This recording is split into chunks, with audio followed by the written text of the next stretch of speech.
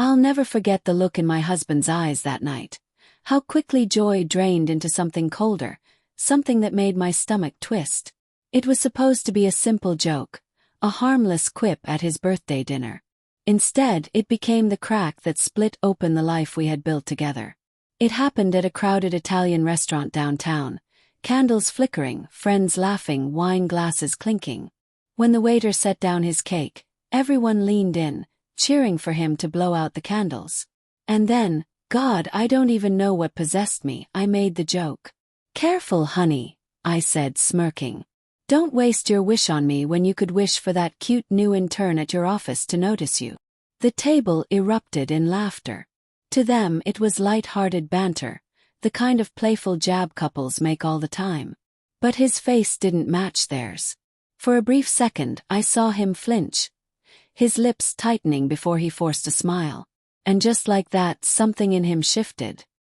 At first I told myself I was imagining it. But in the weeks that followed, I couldn't ignore the difference. He still kissed me goodbye in the mornings, but his lips barely lingered. He still asked about my day, but his eyes slid past me, distracted. And when we made love, it wasn't the same.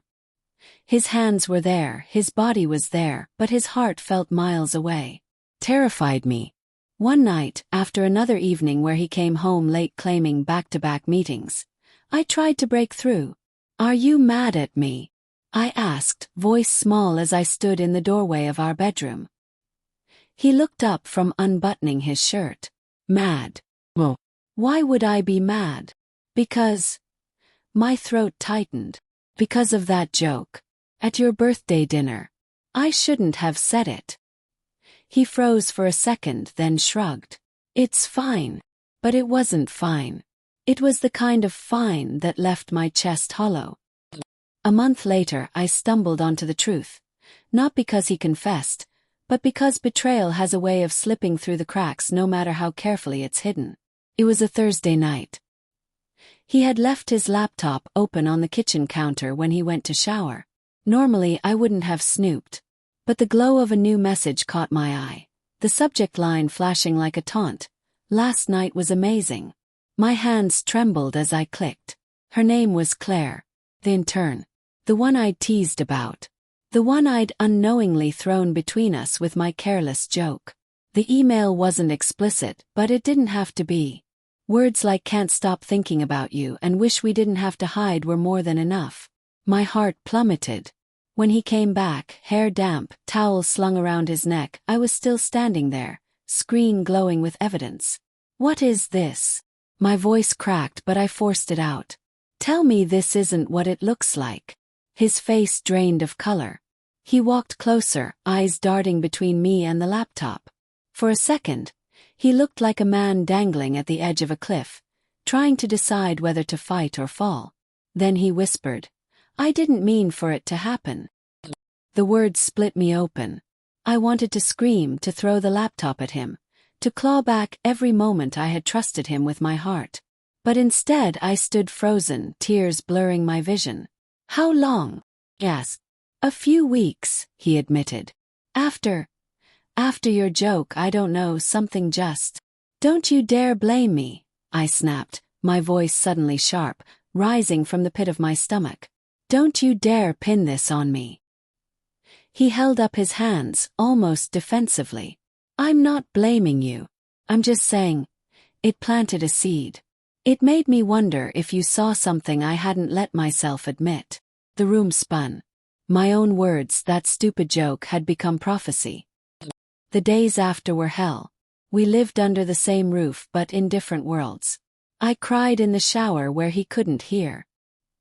He slept facing the wall, his shoulders tense as if bracing for impact.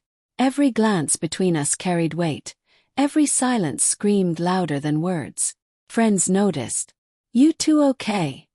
they asked at brunches, during casual get-togethers. I smiled too wide, laughed too hard, and said, "Of course." But behind closed doors our marriage bled. One evening, I found the courage to ask the question that had haunted me since the discovery. "Do you love her?" His jaw tightened. He didn't answer right away, and that hesitation was worse than anything he could have said. Finally he murmured, "I don't know." The words shattered me. I tried to fight for us. Therapy sessions, long talks, desperate pleas. I reminded him of the life we'd built, the vows we'd made, the memories we still carried. But every effort felt one-sided, like I was trying to resuscitate something that had already flatlined. One night, in the dim glow of our bedroom lamp, I asked the question that had been gnawing at me. Why her? Why Claire? He sighed, running a hand through his hair.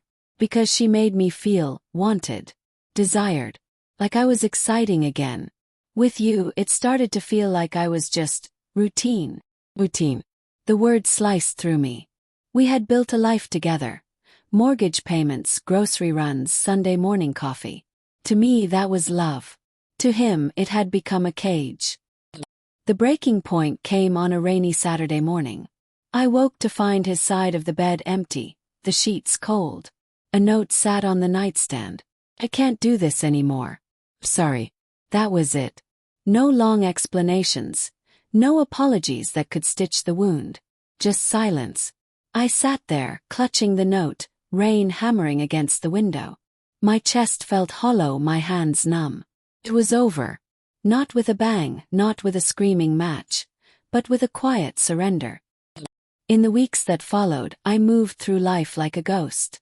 Friends tried to comfort me, telling me it wasn't my fault, that I deserved better.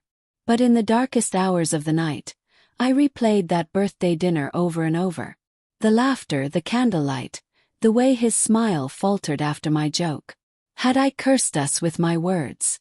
Or had I only uncovered the truth that was already waiting to be revealed? Sometimes I think back to that night and wonder what would have happened if I just kept my mouth shut. If I hadn't made that joke, would he still be mine? Or was he always destined to drift away, no matter what I said? The answer doesn't matter anymore. Because now, when I look in the mirror, I don't see the woman who joked too much or loved too fiercely. I see someone who survived betrayal. Someone who knows that a single careless moment can unravel everything, but also that she can rise from the ashes.